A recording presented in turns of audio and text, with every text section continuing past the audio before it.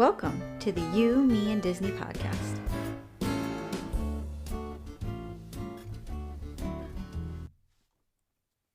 Hi, welcome back. I'm Nikki. I'm Shawn. How was your week? Tiring. I'm exhausted. I'm so tired today. Yeah. Our alarm went off and I may have cried a little. In my soul, I cried. Yeah, it's tiring. Okay, so let's get right into it, Nick.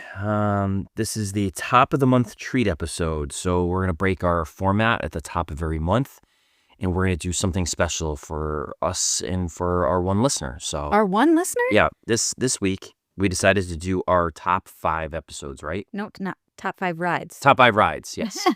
Sorry, top 5 experiences is what I meant to say. Yes. Right? Yeah. Experiences. But before we do that, do you have any housekeeping? I personally do not have any housekeeping. I don't think I had because you already had corrected me last week when I incorrectly called that lounge GO48 or something. GO49, yes. I can't wait for it to open. GO49. No, GO82, right? Yep, GO82. Yeah. So no housekeeping, but we're keeping with a little bit of stuff. I want to do one news story. And the one news story I have is the Disney Villain Show. Do you know about this? Yes, the Disney Villain Show is a new show that they're starting. I actually haven't looked too much into this because I thought it was going to coincide with Disney Villain Land, but it's a show that's going on. Is it at the Magic Kingdom or Hollywood Studios? It's going to be at Hollywood Studios. Do you know where it's going to go? No. It's going to go where the Lightning McQueen Space Racer Academy. Remember over by Permanently closed. Permanently closed over by Rock and Roller Coaster. Yep. Do you know when this is opening? Soon. May 27th. Yeah. Soon. Like tomorrow, basically. Yep. I can't believe that they have a show. They close that ride in that fast, that turnaround, have a new show going already in there. I'll be curious to see so when you go over to Rock and Roller Coaster, you actually could easily forget that anything is past Rock and Roller Coaster. Mm-hmm. I think one of our episodes in the very beginning when we started doing this, we kind of talked about if you had an ear to someone, what would you change at the parks? Because that area is dead space. Yeah. Yep. It's dead space. It's not used. You forget about it. So I'm surprised we're putting another it's just a show. I think it's like a kind of a Broadway type. It's called Unfairly Ever After. So to kind of play off of Happily Ever After. And I've heard the premise of the show is, well, what happens if the villains win in their episode? You know, like if Scar won and like stayed the king, or like Ursula like Took over the feast. Yeah, so it's kind of they play off that, like this is what it'd be like. I have no idea. Again, that's speculation, but it's fun. I mean, obviously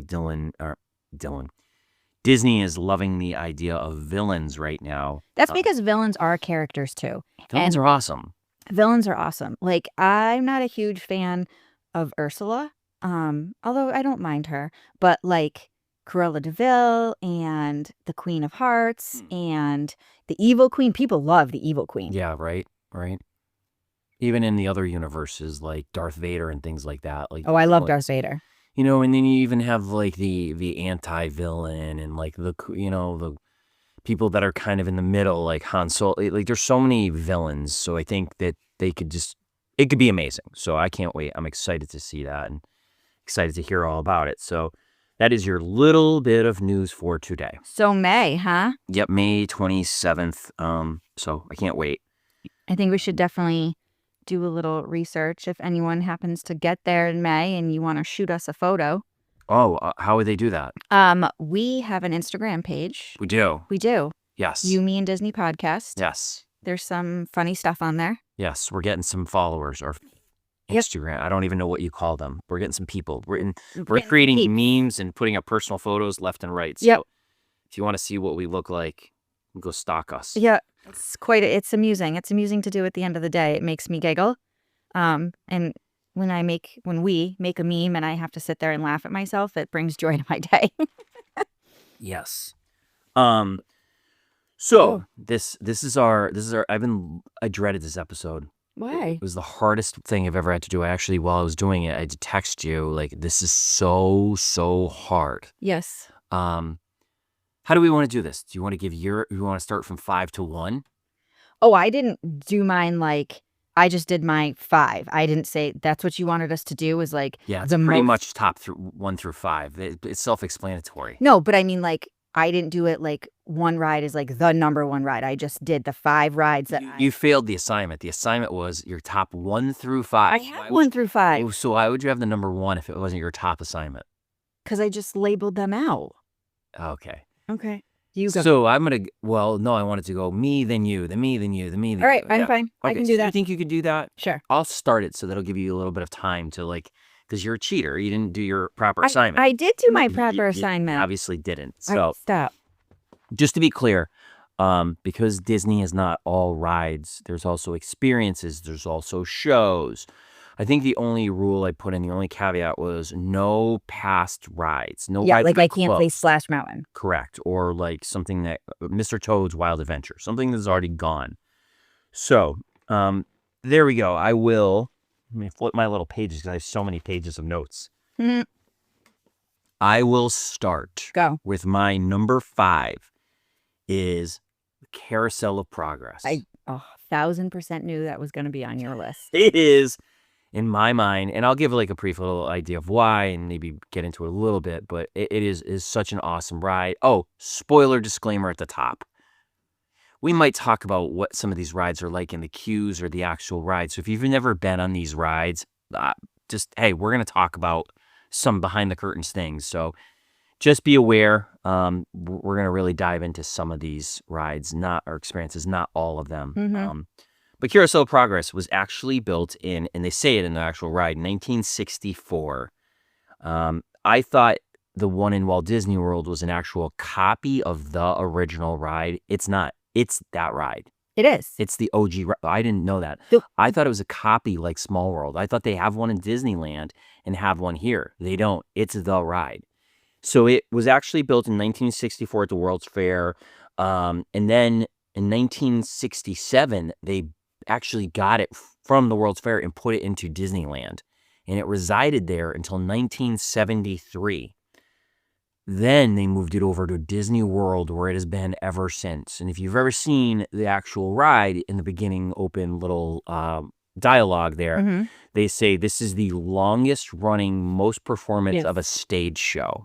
And to set the scene, it goes through centuries. So basically, is it centuries or is it decades? Because it feels like it goes every 50 years or so. I have to honestly say, every time we get on this experience, Yes. I leave that attraction being like, what year was it again? And we've been on it Yeah. 1,000 times. It's a broad generalization around times. Yeah. So you start in like because he goes, it's the top of the century, and it's Yes. like the 1800s. Yes. So to list the characters, you have, so there's some funny things here. Basically think about it like a pie with 4 big slices, and you're in a carousel. Yeah. And you're spinning around this pie. And you look at your first slice is probably like the 1800s. The next I think goes to like 1920, then 1950, and then present day. Does that sound about right? It does, because Yeah. I know that there's a scene where my parents are like, I can remember when our kitchen. Yeah, the 50s or 60s, Yeah, right, looked with like that. electricity, but before that they didn't. Yeah. So, it's John as the narrator, and just in case you're curious, John, the narrator, is Gene Shepherd. So Gene Shepherd is the narrator of A Christmas Story, A Christmas Story is Gene Shepherd's actual life story. So every Christmas when you turn on the TV and you get 24 hours of Christmas Story, you know that voice. Yeah, I love that. So that's John. His voice. So the minute I went in the ride, I was like, man, this ride is so awesome and familiar. Yeah. No, I wonder why, It's John, Sarah, Patricia, James, the grandfather, grandmother, and Uncle Orville. But the crazy thing is, in the very first scene, there is another child that is never referenced. Mm-hmm. And we always laugh with whoever we're with. We point out that child, and we're like, that child is in no other scenes. Folks, spoiler alert, that child died of polio. Is that what they say? No, Did you look? I was going to I say. tried to find reference to that child, There is no reference. Maybe that was Uncle Orville's daughter. Maybe. You never know. But the music, everything about the ride. It's a great, big, beautiful. The Sherman Brothers. tomorrow. So if you're a Disney fanatic, the Sherman Brothers, they were Walt's team. They did the majority of music from Mary Poppins, the movie, Yep. to the Tiki Bird song. Most of the earworms, Small World's little anthem. Yep. They Please did the don't sing it. music for everything. They're very kitschy. They were a team. One would play on the piano, and the other one would be the singing guy, and they were amazing. I think one of them, actually, the last one, just passed away within the last year or so. But they were great. They were great. It is a classic Disney ride. Even though Disney didn't create this ride, there it is. That's my number 5. So I have many thoughts about the Carousel of Progress. I, as a child, probably would have been like, oh, really? But as an adult, I love everything about it. I love that it's a theater style ride, so you get to sit in a comfy chair. If it's hot out, it's air conditioned. And it's a classic. It's a classic ride, and it's fun every time you go on it. Yep. I enjoy it. You know exactly what you're going to see every time, but for some reason, it's still so enjoyable. I like that some of the things open up. So there's a scene where he's talking about like, oh, and our ice box holds enough ice now so that the milk doesn't spoil. Right. And the door opens, and so you can see it. And then, as you progress, there's a scene where they start to get electricity. Yeah. And there's 9,000 wires because they must have had one outlet that they're plugging everything into. Not like current homes today. Yeah. So, agreed. I will 100% agree. If I'm being very honest, I didn't put it on my list because I 100% knew you were putting it on your list. Of course. Oh, and one last thing. I'm going to cover a couple of these and some of these. This ride costs $15 million to produce and make. So Really? Just remember that. $15 million.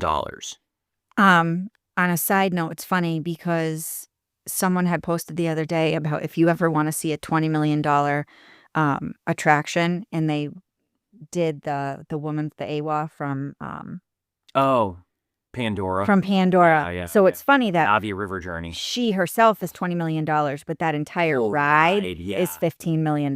She costs $20 million. That's what it says. If you ever want to see a $20 million animatronic. That's crazy. And I think she's broken. She breaks a lot. I mean, it is so fluid.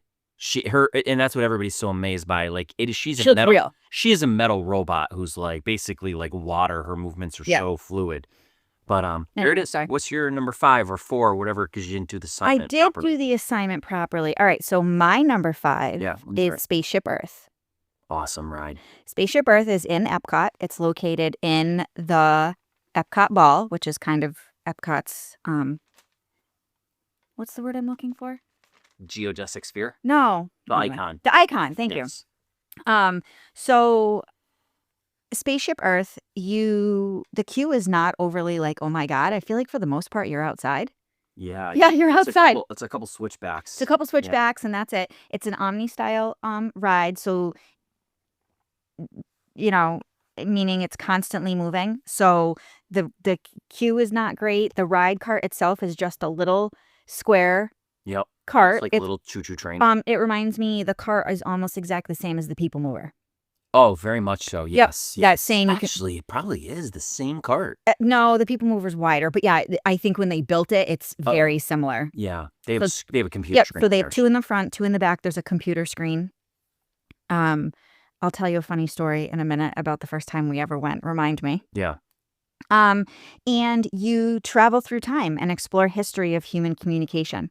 As we talked about last week, it's narrated by Judi Dench. There's something very relaxing in her voice. I always thought it was Helen Mirren the whole time. No, we looked it up. I know, but I always thought it was Helen Mirren. So this ride takes you from the dawn of time with, you start, and you actually are, it's very deceiving because you are going through the ball. So how they do that, I have no idea. You are traveling up.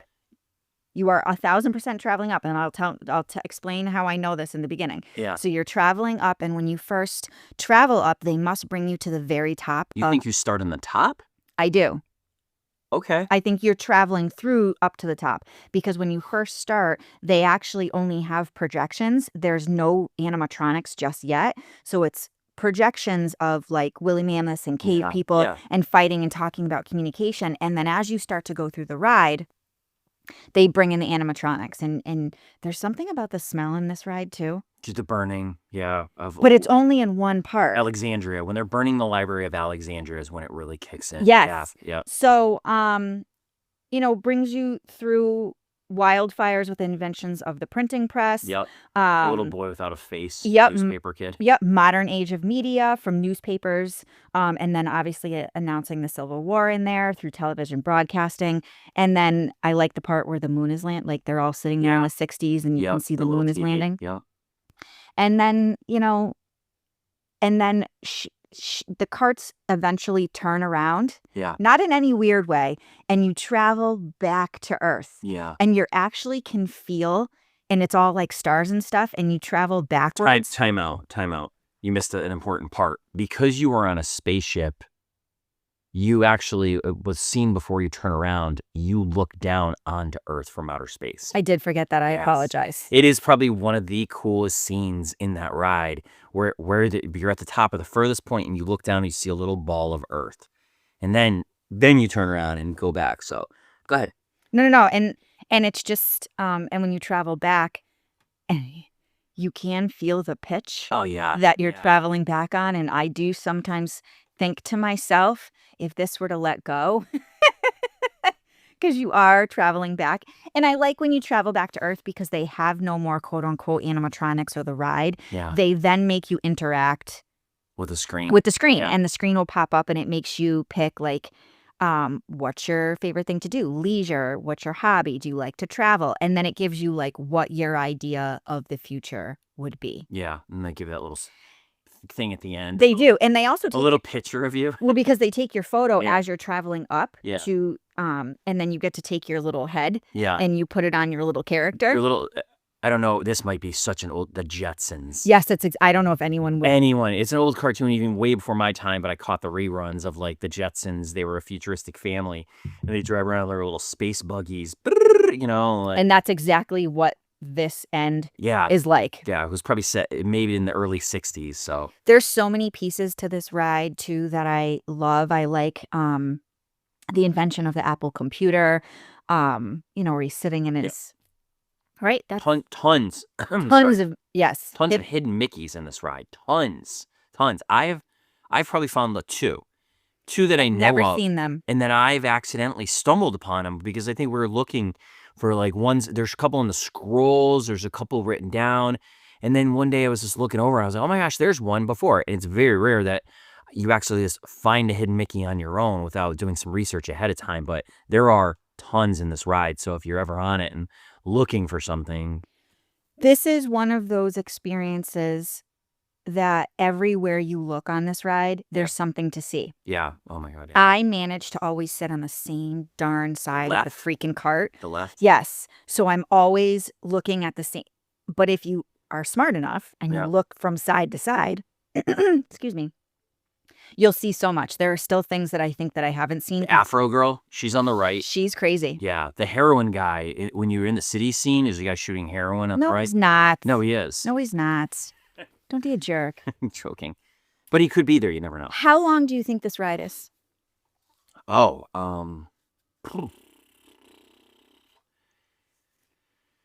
17 minutes. Oh my God, it's 16. Am I that good? Yeah, it's because I was 16 thinking minutes. it's got me for 10 minutes and then I try to sneak in a 6-minute nap on the descent back down. Yes. Is that, It's do you have an 16 actual time of how long? 16 minutes. 16 minutes the whole ride. Do you know how long when you make that transition to No. come back down? Because as you were talking, I was sitting there thinking, the last time we went on it, I literally tried to take a nap coming back downward. And I think I did. That's hilarious that you said that because the last time we went on the Carousel of Progress, I actually snuck in a sweet nap. And I was sad because I missed it. But at the same time, I still fell asleep to the It's a Great Big Beautiful Tomorrow. Oh, beautiful. So yeah. So There's your number 5, huh? Spaceship Earth. It's a classic. I love it. And it's one of those rides I'd be super sad if I went to Epcot and ever missed. And that's how I kind of did My list is if I went to the park, what would I not be able to miss? Yeah, right. Yep. Um, Go ahead. So number 4. number 4 is the Hall of Presidents. Shut up. You're a liar. It is. It is. When I sat here and did this list, I had to literally start from, what are my favorite rides? When if I go to the park, what are the rides I have to go on? What are the rides I dream about, or the experiences that I dream about and think about constantly? This was like, I'm not joking. This was the hardest thing I've ever had to do. And I'm going to tell you later. Okay. Because when we get further in the list, it's like you think about how many rides there are, or how many Yes. experiences. It was hard. When I think of the Hall of Presidents, this was something I had no idea what it was. And I think it was my father-in-law that dragged me on the first Yes. time. He was like, you got to be patriotic. You got to come on. And I was like, yeah, sure, whatever. And I had no idea what to expect. And when you want to talk about being deceiving, when you walk into the Hall of Presidents, you're in America, colonial America, right in that area of the park. And it's so compact, it's so small. And when you walk in there, you're like, oh, memorabilia from presidents, past and present. And then you're like, let's go into our stage show. And you walk in and you see this almost, gosh, what would you want to call it? 340-degree screen in front of you. And Yeah. you're just sitting there thinking, are they going to open that screen up? Is that whole thing a screen? And what happens is, again, spoiler, is they open up half of it. It's literally just like a regular movie screen at first. Yep. And then more of it for the final reveal. But it is awesome. The words I would say, it makes me proud to be an American. Like the song, whoever, Willie Nelson or whoever, proud to be an American. Like, I want to sing that song. I used to joke with people and be like, if they put a voting box outside of that ride, we would get 100% voter turnout in America. Not to get political. I'm not going to tell you who my favorite president is, anything like that. Like, it is just the storytelling in that ride. Yes. It is so captivating. Great word. So we talked about this the last time. We talked about this the other day about the narrators, and I thought maybe Morgan Freeman was from Spaceship Earth. Well, Morgan Freeman was actually the narrator of this ride from 2009 until 2016. The current voice is Joy, and I might mess up her name a little bit, Vandervoot Cobb. And let me tell you something. She's amazing. I actually listened to this ride the other day just on my iPhone. Like, did you really? I was so, because it's epic. It reminded me of, and this might be, I'm probably in a minority here, but Ken Burns. Ken Burns is a film producer who does period pieces. So he has one about the Civil War, and what it is they basically show letters of the Civil War, and then they'll show photos, and they'll have narrators like Morgan Freeman read letters. Like, you'll see an old guy who's probably like 16, but he looks like Wyatt Earp, and they'll read a love letter, like, hey, Judy, beautiful day today. My arm got blown up. Oh, I love, sorry to interrupt you, reenactments like that. Yeah. So that's all it is. And that's what the whole thing feels like, where it carries you from George Washington until our modern day, whoever the president might be. I mean, this podcast is hopefully evergreen. So in 2024, it could have the president of whoever that is. This ride is always growing, and this podcast is always growing too. That's why. Well, you said 2024. Well, that's last year's president. Oh, okay. 2025. Yeah. Yeah. No, I was. I'm in 2044. Okay. This ride costs $4.4 million. It is an opening day attraction. So is the Carousel of Progress, I thought. Carousel of Progress is not. I just went over that with you if you were paying attention. It was built in 1964. I apologize. Was in Disneyland from 1967 to 1973. Disney World was opened in 1971. So this is an opening day attraction. Cost $4.4 million. So there it is in a nutshell. There's my number 4. What do you... Again, this is a experience that when I was growing up, my dad we had to go see it. It was a rule. I slept through it as a child. any opportunity I could, as well as our small children, sleep through it as well. Our older one actually enjoys it. Yeah, he's liking it. But the 9-year-old, can I sleep? Yes, baby, you take your nights. Yeah, right, and she leans right over Yep, you. take your nights. It's a good time for a break. I, as a grown-up, love everything about this. Yeah. I love the experience. Animatronics. The animatronics are fine. They're just presidents that look like wax figures. I mean, they're fine. It's not, but it's the story. Yeah. The story is so, like I said, captivating, and you just, I mean, even speeches that we've listened to throughout our whole life, like, JFK's speech, or, Abraham Lincoln one, yeah. When Abraham Lincoln Gives his stands whole up and speech, gives yeah, his whole yeah. speech. Yep. I get a little tearful in this ride. Yeah. I don't even know. It almost brings like a part of you forward that you're like, oh my God. Like, Yeah. so just the history about Teddy Roosevelt saving our national parks, like, it's just, this is wonderful. Yeah. And I do agree with you that if they put voting ballots Oh my outside, gosh. I'd be like, sign me up. Yeah, right? Like, who do we... Can I vote for someone on the screen? Yeah, yeah, exactly. Or not, maybe. Or not. Yeah, it's good. It's very good. For those of you who just want an area, it's also good if you have small children and they need to take a nap. Yeah, or quiet time, cool. Quiet time. What I will say is if you have small children who can't sit still, people will get, like, probably annoyed. Like, I never and they heard make a it screaming child in that movie. never ever. But if you look around, I don't know how many people actually have very small children. But again, you need a break in the afternoon. It's air conditioned. Great. If you doze off for 1 second, it's a great place. Take your ears off, please, for those of you who wear ears, because it's a screen. There's plenty of seats, so it's not like it's never so packed that you're, People clap at the end of it. It's one of those, it's like... And at the very end, with the animatronics, all of our presidents, they announce every single president.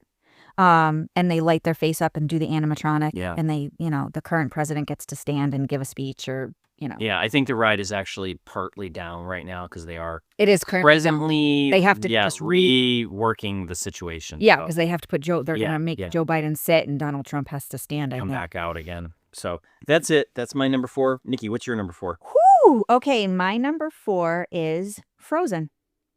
Okay. Wow, Yep. I didn't know we were going there. Okay. Yep. So Frozen is a water ride. Yes. It's located in Epcot. It opened in June of 2016. Sounds about right. So if you are an old school person for Epcot, like myself, going since a child, that used to be a different ride. Yes. So it used to be Maelstrom. So it's located in the Norway Pavilion when you go into Epcot. So if you're walking into the World Showcase and you go towards the left, you go towards the left and do Mexico first. If you walk that way, you'll eventually hit the Norway Pavilion. And Maelstrom used to be about trolls. Yes. I don't really remember it being like overly like, yay, there is a little drop in there. So anyway, they announced in 2014 that they were shutting down Maelstrom, and in the Norway Pavilion, they were opening up Frozen. I love this ride. And I love this ride. When you go through the queue, you are literally in their town. Yes, their little village, right? At night. Yeah, they're in their village at night. There's an area that you walk through where you're actually in Oakens. Yoo-hoo! Yoo-hoo, family! So, there's a little area. They actually have an animatronic in the queue. It's just a video, and it's a door, and it's steamed like the movie. It's a sauna. It's a sauna, and he wipes it clean, and yoo-hoo! There is so much to look at just in this queue. It's one of those experiences where they were like, we know we're going to have a lot of people in this ride in the queue, so let's put as much for children to look at in the queue as possible. This ride makes me cry. I don't know why. When you go up and she's singing Let It Go and she's above you and, the stuff is going everywhere, her magic, I get a little teary-eyed. I don't know if it's because when first we went on it with our daughter, her eyes were just so big. Yes. That she was just amazed. They also use in this ride for the animatronics weird facial animation. Mapping. It's mapping. Yep. They look real. Yes, it is bizarre. It was the first time I had ever experienced it at Disney. Yeah, it brings cartoons to life. They also do it on Seven Dwarfs Mine Train. Yes, those characters. They use it on a couple. They even use it in Minnie and Mickey's. That I'm thinking about it. Yeah, Minnie and Mickey's when you're seeing. Oh, you're right. Yes, at the end. Even when they're in the car and when they're driving next to you. Yeah, there's a couple of rides where they use this technology, which is one of the reasons. Hey, don't ever take a photo of them because you'll freak out. Their faces won't appear. They're black. With flash photography, their faces will be black. They will not be there. Yeah. Because the images of their face, look behind the curtain, are actually being projected from a projector onto those moving bodies. It's kind of the same technology they use on the castle. It's projection mapping is what it's called, and it is amazing. Absolutely. Yeah. And so the ride here at Disney World is only from the first movie. There's nothing in any of the other movies. It's all about the first movie. The little gobies. What are they called? Those little snow guys. Oh. Snow geese. Snow geese is what they're called. Yeah, they're horrible. There is a small little drop. Spoiler. Yes. So it's like Pirates. It has a small little drop. 1 or 2? Just 1. Okay, yeah, you're right. Just 1. And like I said, it's a boat ride. It's just this ride, again, with the facial animation. I love everything about this ride. The songs, the music, Anna and Elsa, Kristoff, Sven is there, Olaf is there. Yeah. And the little drop is kind of fun, especially because you go forwards and then it backs you up getting ready, and they put you all in the smoke with the snow geese. Yeah. Or the steam, I should say. I love this ride. Yeah, it's a great ride. I think this ride is an experience for all, even if you aren't a Frozen fan. I think, especially if you have young daughters of any kind who are obsessed with Anna and Elsa. I did see a video the other day that the one in Japan is way better than ours. So, insanely better than ours. Yeah. And there was talk about making ours upgraded to be more like that one. Yeah. My guess is the reason theirs is better is because it's different when you build a ride up from the ground. Yes, of course. Yeah, you're not married to an existing shell of a building. You can kind of go wherever you want with it. And if you need a trench or electrical or water line, you can put it there. If you have a space, you're married to that space. So they're married. So as far as redoing rides goes, yes, they did an amazing job with redoing. I'll have to believe you. I never went on the original, so I love. No, but I mean, when you go on Frozen, you would never know that there was a ride there before. Yes, yeah, kind of like Tiana's and now Splash Mountain, But even Tiana's, you're kind of like, meh. Yeah. Well, no, that's a whole different. Yeah. And the other good part about this is when you get off the ride, right in the gift store. Well, yeah, you're spoiler alert, you're right in the gift store. Be prepared to drop lots of Disney dollars. You're going to be, and that's how good the ride is. You're going to be buying like Helly Hansen coats that are $300 and mugs for $100. So the ride itself, when you used to get off, was all just Helly Hansen stuff because it used to be Maelstrom, so it was just Norway stuff. Now it's half Frozen, half, European. Yeah, Norway, Sweden. So when we go, we have to divide and conquer because the older one wants, like Shawn just said, colognes, $500 Helly Hansen coats, and I got the other one who's like, can I have this pocketbook that I'm never going to use that's got Anna and Elsa on it? Of course you can. $45. Yes. And of course, that's usually my standard answer. How many things do you want in here? Sure, let's buy all of it. So there you go, Frozen. Awesome ride. Now we're gonna get into the hard part. Yep. Number 3, and this is where I really spent like a good half hour thinking about this because it was almost a tie. I struggled with. Yep. And I'm gonna tell you why, and I'm gonna actually tell you what the other ride was, and I'm gonna tell you that the other ride actually deserves to be here more than this ride does. My number 3 is Star Wars: Rise of the Resistance. It's my number 3. Okay. Now let me tell you right off the bat what number 3 should be. Pandora, Flight of Passage. I feel, and it's on my number 3. I feel the ride itself is a better ride. So wait a minute. Yeah. What are you picking? I'm picking Star Wars: Rise of the Resistance as my number 3. But the runner-up for number 3, not even for number 6 spot, is Pandora. I feel that Pandora's ride itself is a better ride. The ride experience is a better ride. But let me tell you why Star Wars won, and it is an all-around better experience.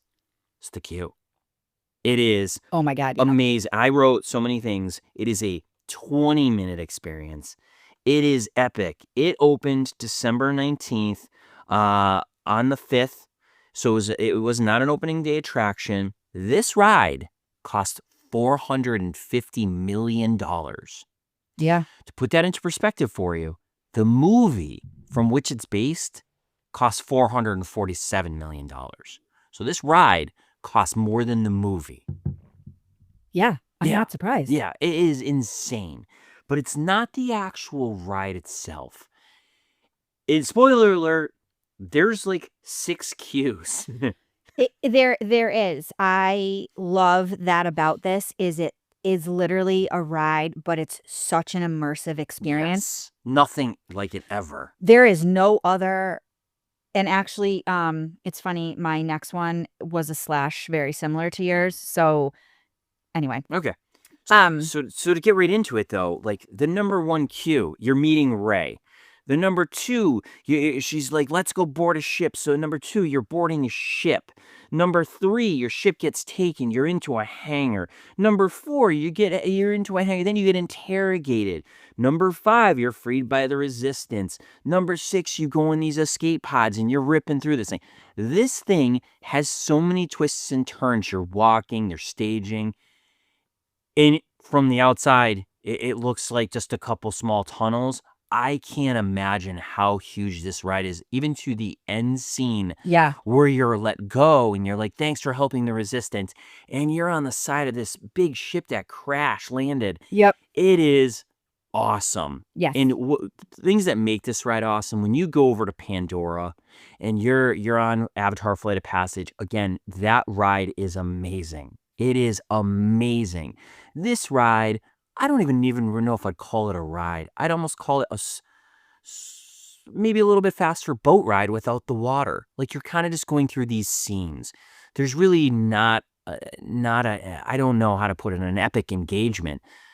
It's kind of like, hey, looking around, you're looking at what you're looking at is awesome. What makes this ride awesome, awesomer, that's even a word, the cast members. yes, They are phenomenal. yep. I mean, I'll tell you one time, the ride broke down, which, Happens. spoiler, happens a lot, Yeah. okay? This ride goes down a lot. It is an AI track, so there is no track. Every vehicle moves independently with little sensors on the ground. They go in. I don't know if any cart goes in the same specific path ever, but they're always free-floating, kind of like bumper cars that never hit each other. Yes. The cast members, the ride went down and the cast members had us for a good 45 minutes and they did not break character. Nope. They were making fun of people's shoes, being like, I see why you got caught by judging by your shoes. People wearing sandals. Flip-flops. Yeah. Flip-flops. It's just, the ride is epic. It is epic. I agree with every statement that you have said. We have been in this queue, waiting in the entire queue. We've been through Fast Pass, and each experience is a little bit different. And there's not been a time that we have gone on this ride that hasn't been amazing. Yeah. When those doors open for the second part of the queue, and those stormtroopers are standing in that room. Yeah, the hangar. In the hangar, and there's what? 4 rows of stormtroopers? Yeah, 3? If not more. I mean, So these are, and I'm saying, these are obviously not, I don't think they're people in character because it's animatronics who move, they turn their head. It is so engulfing into the experience that people stand there. You can't, I think I've taken a photo, the same photo. every time. It's the scale of it. It's a scale of it. It's dramatic. It's like a dramatic effect. And Disney's got a great way of immersing you into a ride. Yeah. This is the ultimate immersion into being part of the resistance. Put into a movie, right? Yeah. The ride itself is great. again, because the carts move, I feel like every time we've been on it, I feel, again, still things I haven't seen. Yeah. The AT-ATs. Yeah. Oh, yeah. They're huge. They built real life, Yeah. almost not to scale. No, I believe they're to scale because if you go over where the other Star Wars land kind of was, where they had the Jedi Training Academy, there's another AT over there. That is not to scale. That No, is it's not. half the size of the two that are in this ride. So when you're going under the AT-ATs or even around them or looking at them, the first time we went on this, I was in awe. I was in awe of the amount of thought Yeah. that went into this ride. Yeah. There's nothing to not look at. There's never dead space. Dead space is a great way to put it. Yeah. There's no dead space. You could literally just be looking at the cart itself, and I just love it. There's a little mini drop. Little mini drop. Small guy. Very Small small guy. guy. Yeah. Almost Tower of Terror-ish. The only thing with this ride, not only does it break down, although I feel like it's better. Well, I think they made a permanent modification because at the end, Kylo Ren engages with you, and I think we just watched recently that his animatronic was kind of taken out of the scene, and they added a different movie section into where his animatronic was. Is it also the cannons? The cannons. If you've never been on the ride, this has moving pieces. You're moving, so you're moving the animatronics. But there's also the way they built it is also there's movie screens. Yeah. And you don't, obviously, it's not like a movie screen. Look like windows. Right. So they look like windows, and you're looking out, obviously, into Outer space. space, right. So they removed Kylo Ren, whose animatronic broke all the time. And he's now outside, I think, in one of his fighters. Yeah, his little ship. So that's how they got away with that. Yeah, this is classic, epic Disney in all of its glory. Disney knows how to tell a story. Obviously, every movie they've ever made, I bawl, I cry. You know, they're great at telling stories. You know, it's like they know what they're doing, and this proves to me that when they have a budget and whoever the president is like, let's make something epic, they're like, go to town, make the biggest, baddest, awesome. $450 million. I don't even want to. That's the GDP of some small countries. Yeah, that is massive. It's massive, and that's why I get mad too that those cannons are broken, because you put all this money, a lot of moving parts, all of this thought into this ride. And granted, obviously, stuff's going to break, much like we just talked about AWA. These are mechanical pieces. They don't get a day off. They don't get it every day. They move. And not only do they move every day, they move every 5 minutes. Yeah, they're constant. They're going to break. Yeah. I've heard that some of these rides they don't even flick the off switch because they're afraid it might not go. And some of these rides just keep going all night long. That's what I've heard. I don't know if that's actually true. Maybe somebody could tell me if that's actually true or not. I'd like to see Disney's electric bill. Well, the good news, they produce their own electricity. Yeah. They have their own cool side tangent. They have a solar field, which is the largest hidden Mickey. If you're ever on Google Earth, go look at their solar fields, and they have a hidden Mickey solar field. Mm-hmm. So anyway, what is your? I am actually going to defer to you for the next. Yes, so I'm breaking what we were just doing because I'm fearful that our last little bit of this is the same. Wait, you want me to finish my whole entire list? Yes, I want you to finish your list. Okay, all right, let's do this then. We'll let you round it off. That would be it'll be a gentleman here. All right, moving right along. My number 2. Yep. Is not an opening day attraction. Okay. It is a ride that you and I went on together during COVID. Okay. In 2020 on one of our trips solo. Yep. It is Minnie and Mickey's Runaway Railway in the old Chinese theater. What used to be there was the Great Movie Ride, which I had gone on, and I mean, please don't diss the Great. I'm not. It was okay. Like Minnie and Mickey's is awesome. It is. It goes to show you what it's $300 million to make this ride. Okay. Which, I mean, you think about it, you're like, whoa, it doesn't seem to the scale of Rise of the Resistance, but yet why is this ride so captivating and immersive? I'll set the scene for you. You're going into a movie theater. You're going into the Chinese theater, Yep. and you're watching an old movie of Minnie and Mickey's going on a picnic, and then something happens where the movie goes wild, and you are sucked into the actual movie itself. Boom. You're in cartoon land, Yeah. and the colors are so vibrant, the sounds, the songs, and I'm sure the "Nothing Can Stop Me Now" song, if you've heard it. Nothing can stop us now. Yeah, once you hear it, Nikki woke up this morning and started singing that. It'll be in my head all day long today. I'm gonna have to create a meme about it later because it's crazy. And obviously the Sherman brothers had passed away. They didn't write that, but whoever wrote that score did an amazing job. It's gonna be in your head all day. This ride, on a small scale, it has some big wide open rooms and stuff like that, and it fills the space from ceiling to floor with the whole Yep. ride. It's a lot of mapping. It is a lot of that facial mapping, but they do it in a different way. They project it onto the walls, and the walls are constantly moving, and there's structures there that are a bush in one scene, and then they zoop, zoop, zoop, and then they become a building in another. So it uses so much technology. It blows me away. It uses a lot of screens, but the crazy thing about this screen is, if you're looking at a TV straight on, you look to the side, you're still seeing the same image. The image never changes. Yes. They created, and this is something they use in their movies when they're shooting like The Mandalorian and stuff like this, they have screens that actually tilt shift.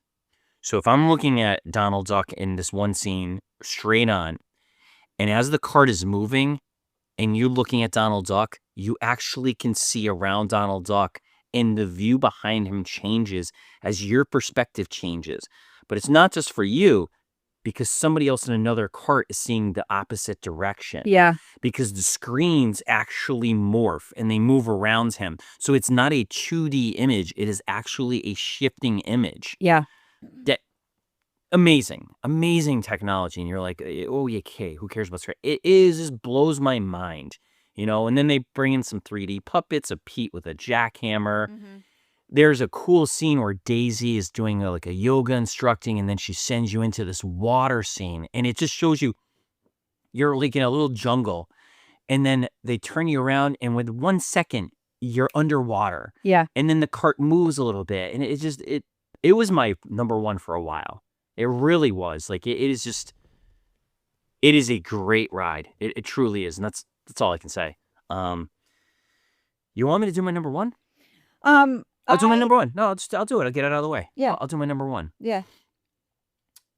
Pirates of the Caribbean. Okay, so that is why I didn't want to go, because Pirates was my number 3. Okay. So, so that's why I wanted you to go. Okay, so let me talk about it, and then you can hop off right from there. Yeah. Pirates of the Caribbean was not an opening day attraction. Yep. It was built in 1973, December 15th. It is a water ride. Disney loves dark rides. They love water rides. They love like storytelling, and this does it. It was supposed to be an opening day attraction. It was over in Disneyland, right? But they were like, let's try to do something different. The current iteration is the 2003 version, when they added, Jack Sparrow. And actually, in 2006, they incorporated the characters, but it's based on the 2003 Pirates of the Caribbean movie. The cost is $15 million. Put that into perspective for you. Sounds about right. The tricky thing about this is, in case you don't know, Disney, when you walk into Magic Kingdom, you are on the second floor. Yes. There is a whole entire floor below you, which nobody even realizes. There are hundreds of thousands of people below you. So when you go into Pirates, you're dun dun dun dun dun, dun, and then you see it slowly starts moving, and I'll break it down, not scene by scene, but you slowly start moving on a small scale, and then you hit that first drop. You're like, boom, splash. That's because you've gone from the second floor down to the first floor. Yeah. When this ride, this is what did it for me. When we did that first splash, And I went into that first scene where, in case you've never seen the movie and you don't live on this planet, Captain Barbossa is attacking a whole entire town. You want to talk about scale. Yeah. That room is 80,000 square feet. It's It enormous. is massive. Yep. There is a pirate ship blasting cannons, epic music, smoke, fog. There is a old wall, like a fortress wall with a town in the background. It is massive. And it gets me every time. I feel like I just feel like I'm in the movie. Yes. In the movie. You look up at the ceiling and you know, in most, and I'm not going to take away from other companies or parks or something like that. You look up at the ceiling, you just expect to see like, oh, ceiling tiles. There's clouds moving up in the ceiling. Mhm. The water is brackish, and the water's, hey, spoiler, probably only 2 feet deep. Yeah. They add food coloring to it, so you feel like you're out in the ocean, and it's rippling because cannonballs are falling next to you, and it is so immersive. It is so immersive, and the whole story is they're looking for Jack Sparrow. Gotta find Jack Sparrow, and you go around these slow moving twists and turns. Some of it is hokey. I'll admit, when you look in the very background and you have like the old maids with their big boobs chasing the guys, and they're going in circles, almost like the Haunted Mansion. Is it hokey? Yeah, of course it is, but it's only there for you to look at for a second, because then your eyes find something else to look at. And, maybe it's the drunk guy with the pigs and stuff like that. I love that guy. I love that guy. Or the other guy who's got like 36 sombreros on top of his head. Or the female pirate who's very well endowed, like it is so captivating, and I love it. And I love the implementation of Jack Sparrow. I've heard that over in Disneyland, the real Jack Sparrow came out a couple times. Yeah. He would like, hey, everybody. And people would be like, it's cool. If you ever want to watch it on YouTube, there's clips of it. And he'd be like, hi. And people would be like, oh my God, is that actually Jack Sparrow? Like, is that Johnny Depp? And, they'd be taking photos. I wish you'd do that here. It'd be so awesome. I mean, you'd probably have people jump out of the boats and try to go, like, hug them and stuff, but whatever. People have gotten out of those boats. Yes, they have. People have gotten out of those boats. Don't ever do that. You will be banned from Disney for life. For life, yeah. I know, but people are like, oh, it's only 2 feet deep. Yes. Yes, but there's moving pieces you're on a cart. underneath you, and you don't know what's in that water. Yeah. It's only 2 feet deep, but like, don't get out of the boat, people. What's the matter with you? You will literally be banned for life. I mean, here's the crazy thing. Like, the ride does break down, and the cast members will come in there, and they will literally have to disconnect the boats, bring it over to a safe place, and actually escort people off the ride. I've seen videos. It's cool. I would actually like that to happen to me once, so I could say it's happened. The other day, I was watching a clip, and Haunted Mansion was down, and the lights went on. I think to see these rides with the lights on would be insane. Yeah. I'm glad that I let you do your list, because Pirates was number 3 for me. Number 3. Do you have anything else? Okay, so do you have anything else you can add to it? The smell. You didn't talk about the smell. A smell. I did when you first went to the room. Oh. Sounds and smells. I didn't really get into it, but yeah, go for it. This is the only ride that I can say, when you are watching clips of it, yeah, you actually can, in your mind, think of the smell. Disney has a smell in general. It's a wonderful smell. Each ride kind of like has brief smells. Yeah. This ride has a smell. Yeah. And if you know, you know. So it's almost like a burning. Yeah, it is a coconut. It's a musty smell in the beginning, because you're going through the ocean. Cannonballs. Sulfury. Not even. It's like a more, for me personally. Yeah. I mean, everyone's olfactory glands are different. Yeah. Musty, and then it's just all of it. I grew up loving this ride, and so when Pirates of the Caribbean, whatever, the movie came out, to see certain scenes in the movie that were on the ride, where Jack Sparrow's in the jail and they're trying to get the dog. The dog, yes. So much like the Jungle Cruise, they're making these movies based off of, rides that have been part of our life. Pirates of the Caribbean is wonderful. It's such a classic to go on. Some people might consider it boring. I don't. We, as a family, there's a part right before you hit the boat drop, or the drop, that they take your photo. Yes. We love it. We make the most hilarious faces. We know like, exactly where the camera is. Shawn one time was like pretending to put on hand sanitizer. Like, it's fun. I've seen some awesome photos of people, like, even down to when you first get on the ride and it's dead men tell no tales. There's Yes. it's very fun. I don't know how to say anything else except it's just, and again, a queue. yeah, the queue. Oh, I think the queue is. I wouldn't put that on my top 10 queues, but you're walking through kind of like I would almost call it like a Spanish prison, an old world. I mean, think about the Pirates of the Caribbean is set like the 1600s, 1500s, around pirate times. It has that feel with the old cannons Yes. and like skulls and chains and things like that. They did a good job with the queue. It's pretty simple, but yet you feel like you're like, oh, I'm in an old fortress and I'm in these jails, and then when you get in the prison boat, you're good. So You will get wet. Not a lot of wet. maybe 50-50. 50-50. You will get wet. Not Splash Mountain wet. Yes. But if you're sitting in the front, just if you have whiny children who don't like wet butts, yeah. Sit on something. Yeah. Our son will pout sometimes if he gets it. Oh, my sweatpants, man.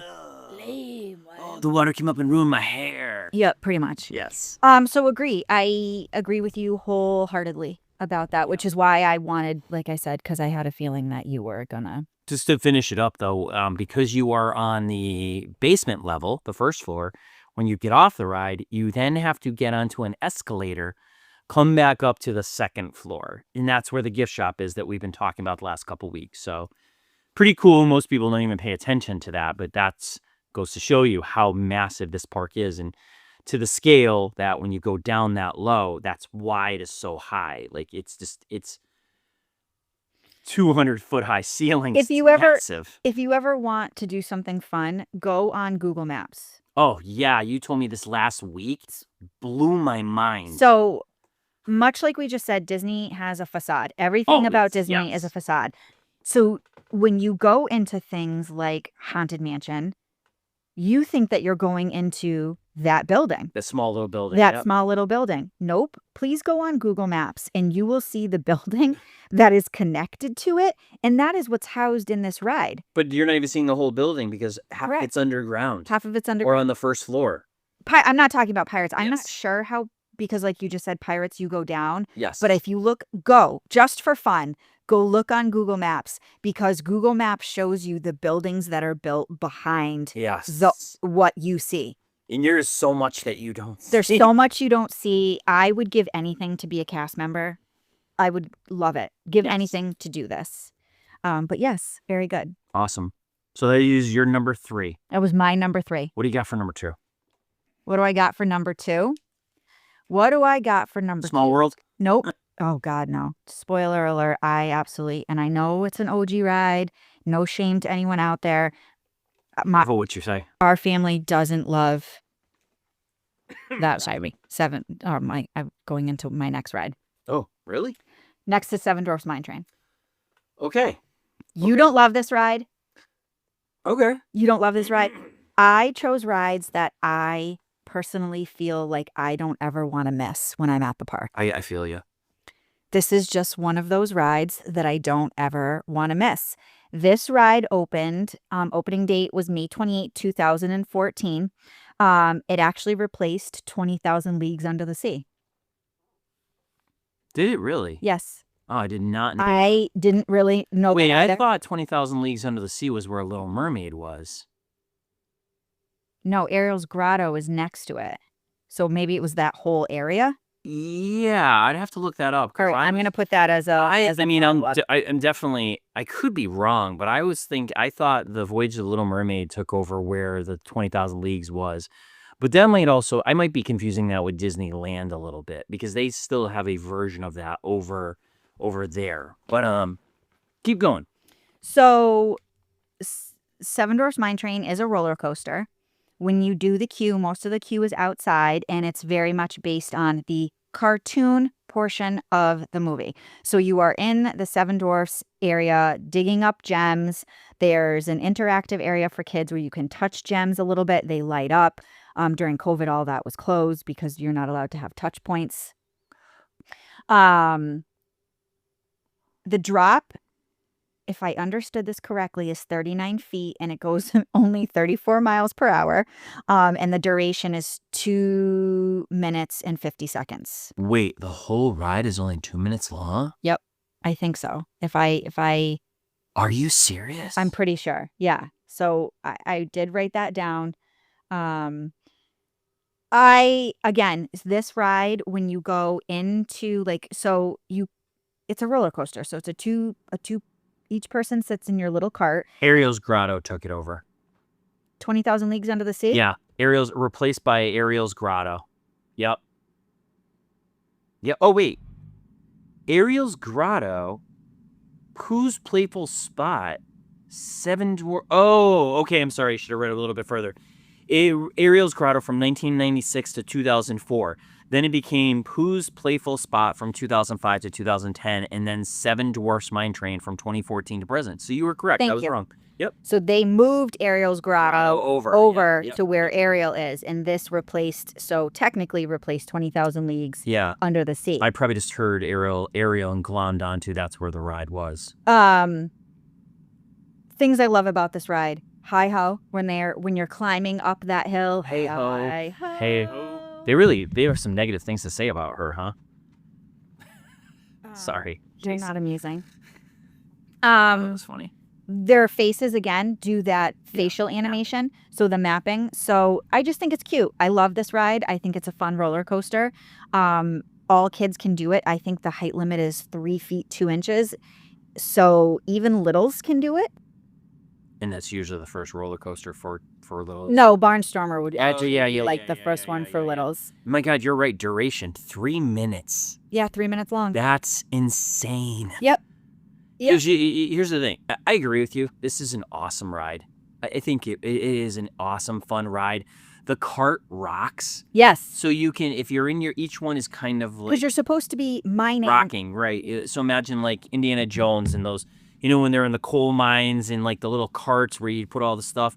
They rock. They're kind of free rocking, so you can kind of get fun with it. Sometimes this wait can be almost 2 hours long. Let me look right now because the park is open. It's 9 a.m. Peek behind the curtain. Let's see what the current wait time is right now for Seven Dwarfs. The park just opened. Let's go over here and see what we got. Actually, it's not open yet.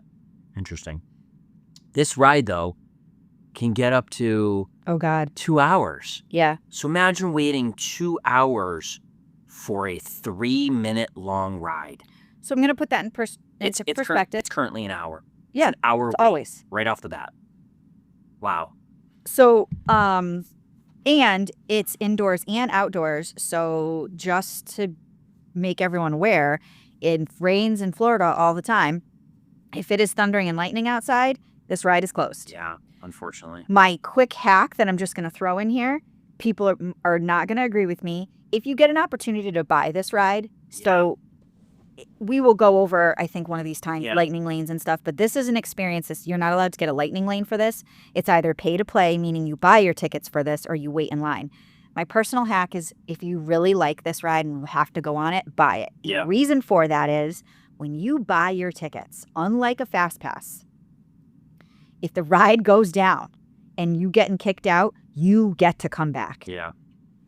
That's also for Rise of the Resistance. Yeah. Because Rise of the Resistance, that's how we got to go back a couple times. Yeah. Because it was down, but because we had bought it. Anyways, back to this one. Yeah. Do you know the Seven Dwarfs? Can you name them? Sleazy. Nope, not even close. Oh. Sneezy. Dopey. Grumpy. Doc. Pokey. Nope. Pokey. I think I got 4. Sleazy, No. Sneezy, Squeezy. No. Okay, so Doc, Dopey, Happy, Sleepy, Sneezy, Grumpy, and Bashful. Happy. That's such a generic. Yeah. Hey, Happy. So they're all there in the ride. Oh, they're adorable. They're adorable. I love when they project their shadows as you're going up the rock Yes. wall on the side, and they're singing their hi-ho. Hi-ho. Like, Yep. they're like, hey, Snow White's a hoe. Stop. Sorry. You're annoying. The ride features 2 on-ride cameras. So Really? you get your Oh, I didn't know that. That's right. So you get you literally get your photo taken on this ride like 6 times. And after that, they will go onto if you go onto Disney Experience, it's actually like live cam. Yeah. So they take photos of you, not only still photos, but actually action shots of you moving on the ride. They'll make a little movie. How you would house that, I have no idea. No idea. It's a thrill ride. It's definitely not like, oh my God, thrill It's ride. a roller coaster. It's a legit roller coaster. Absolutely. Absolutely. There are a couple drops, not terrible drops. You know what's funny? I didn't even choose one roller coaster on my list. No, See, you actually chose. Well, again, it doesn't necessarily have to be a roller coaster for it to be a good experience. What else do I want to say? I think that's it. It was definitely not on my list. It's fun though. I love it. Here's the thing. If it was a 5-minute wait, I would go on it every time and it would probably be way higher on my list. But when you're doing the not to say risk reward, but kind of the risk reward, because you're risking your time versus a 3-minute reward, it's a lot to give. It's a lot of time to give up for 3 minutes. And I guess that at the end of it, like I feel it is like, wow. But it's still an awesome ride. I agree with you. So I'm going to put that into perspective, what you just said. We waited 2.5 hours for Tron, which is a 90-second ride. I never even thought about it that way. Wow. Even half the time. Not even a minute. Not even a full minute. Wow. Maybe that's why Rise the Resistance is so good, because it's 20 minutes. It's 20 minutes. But you're not Rise the Resistance, to me, it's a quote-unquote ride. That's an experience. Yeah. This is a ride. Well, that's why Tron didn't even make it on my list. Tron didn't make it on my list either. Tron is great. I love Tron. Shawn disagrees with me. I love Tron. I would go on Tron every time. I think it's fun.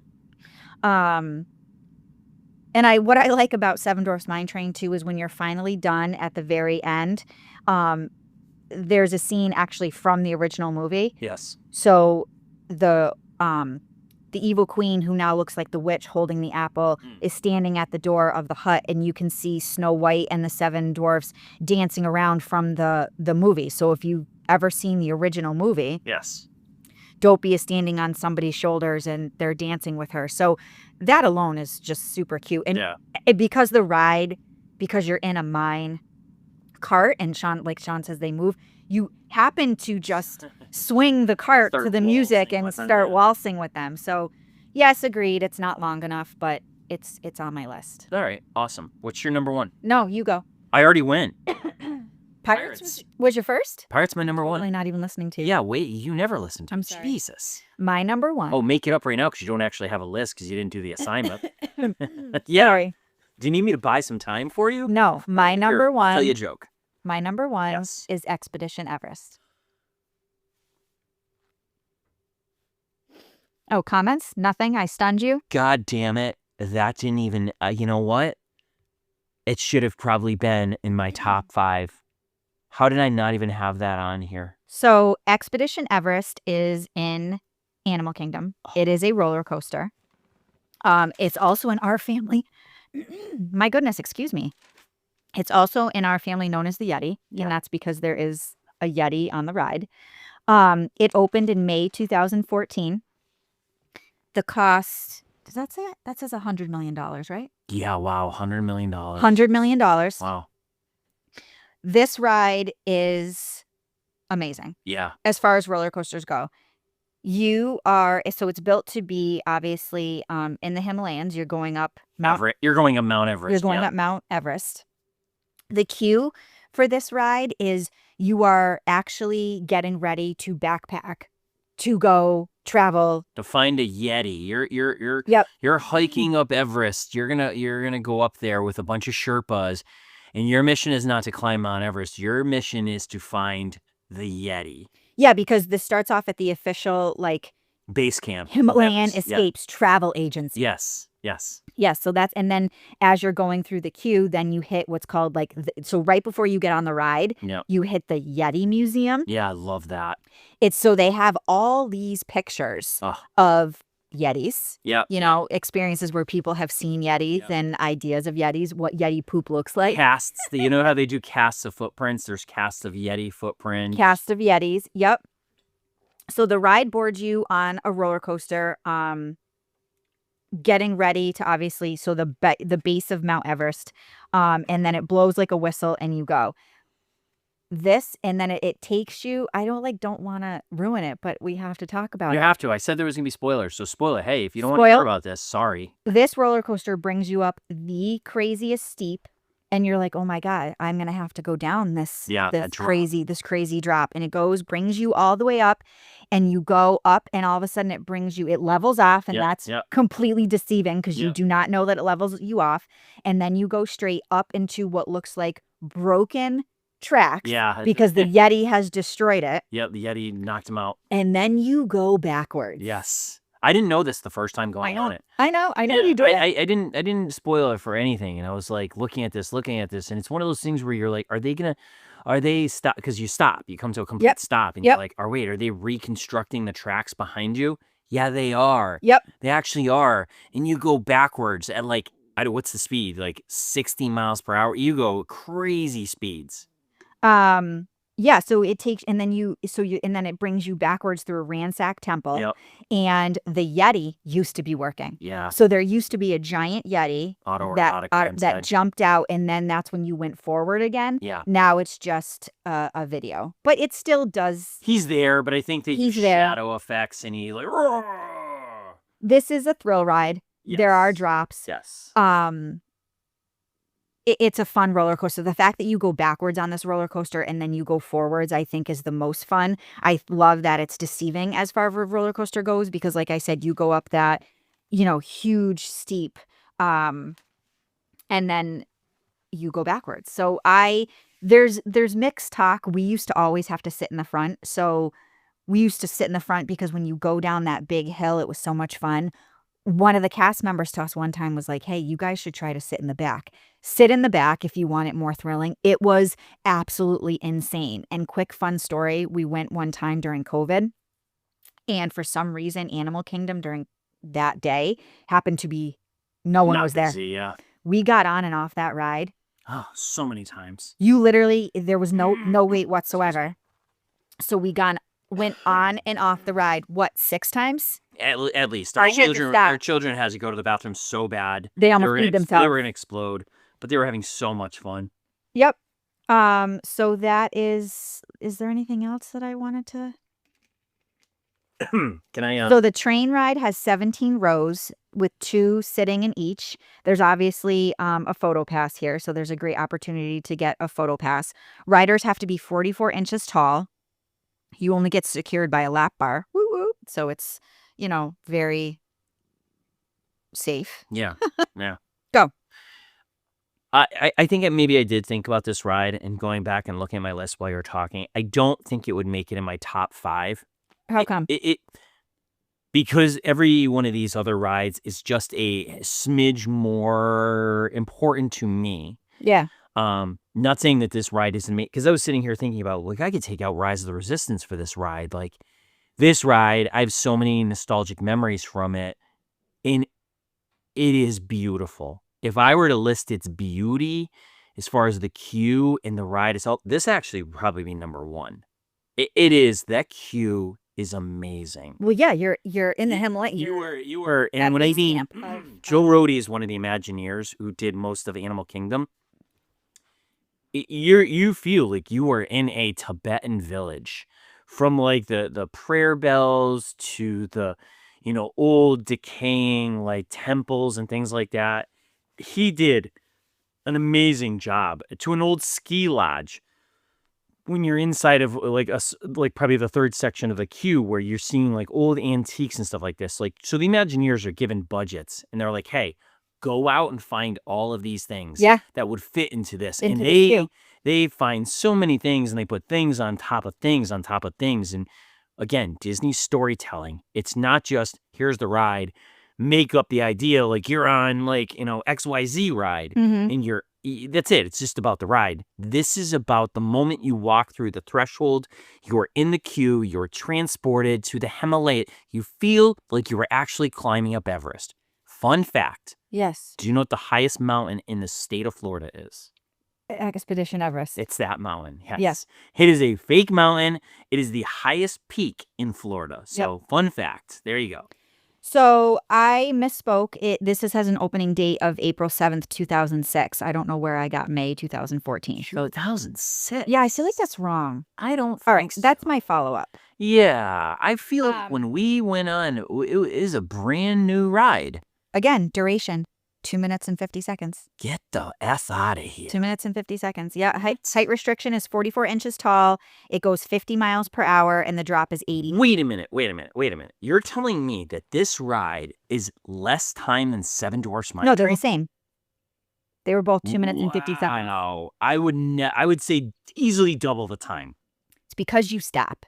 Are they not counting the stop time? No. It's because... So this ride, in my mind, is a ride in a ride, meaning you go up that huge incline and you're like, oh my God. And then, like I said, it levels off and then brings you to where it starts to bring you backwards. So it almost makes you feel like it's longer. But no, 2 minutes and 50 seconds. Wow. I would never have guessed that. Yep. Wow. Well, that's it, huh? That's it. Did we do this? We did it. Those are our rides. I can't believe it. Now that I'm sitting here and I've gone through it, I'm like, is my list wrong? Should I have redone this? Like, No, I think your list is good. And Yeah. ironically, I think that I knew most of your list. I knew you'd pick Mickey and Minnie's. I knew you'd pick Pirates, which is, I shouldn't have even have picked Pirates. And funny, I have Pirates / Rise of the Resistance, because I agree with you. So that's all I got. What do you? No, I'm looking up in Disney World. Yeah, I was just looking it up really quick to see. Yeah, you're right. 2006. is when it 2006. I opened. thought I Yeah. was right. Okay. Yeah, duration 2 minutes and 50 seconds. Yep. Excuse me. It actually has a 3 for G-forces, which is pretty gnarly. Yeah. That's pretty good. So I think that's all we have. I love talking about Disney. I love talking about rides and experiences. It actually was very hard to pick just 5. Yes, it was. Like I said, my list focused more off of things that I personally wouldn't want to miss. Yeah. And these ones are rides that we never miss anytime that we're in the park. So True. do you got a hack? I do. I have one hack for today. It's an easy guy. I thought about, like, things that people are actually going to use, and this episode's kind of long because we went over a lot. So the one hack I would have is gift cards. Oh, yes. So I learned this from somebody else a long time ago, and it was used for mostly Epcot, because Epcot sells a certain type of gift card where it's on an elastic band. Mm-hmm. And the way you could do it is you can kind of preload a set amount. So let's say you're going to Epcot and you only want to spend $20. So you put $20 on it, and then you go and get a couple things, and once you're done, you're done. That's good if you want to keep you on a budget. Yep. This hack could be expanded to way beyond that. You could pay for your whole trip through gift cards. You can. You could go to Costco and Target, sometimes runs deals. Yep, 10% off. 10% off. So if you were really, really smart and you knew you're going and you had the money up front, you could save hundreds and hundreds of dollars. Mm-hmm. Put it all in a gift card.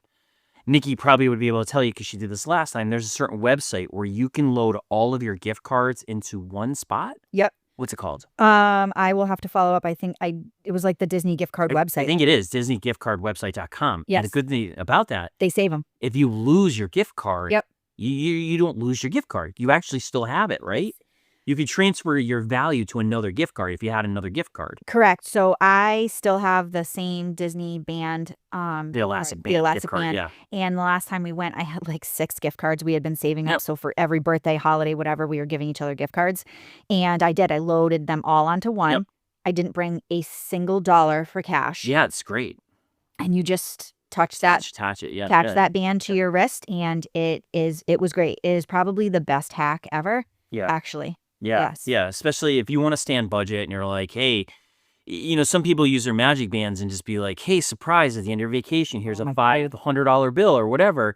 This, you set the budget ahead of time. And it's like, if you want to add more or take away, you obviously can. So that is my one hack for today. There you go. Next week, we're going to get back into some news. Disney Buzz. Disney Buzz. Love What it. is the Disney Buzz What for next week? So we will find that out. But got anything else? I don't. All right. So until next week, stay classy, Disney. And thanks for stopping by. Bye.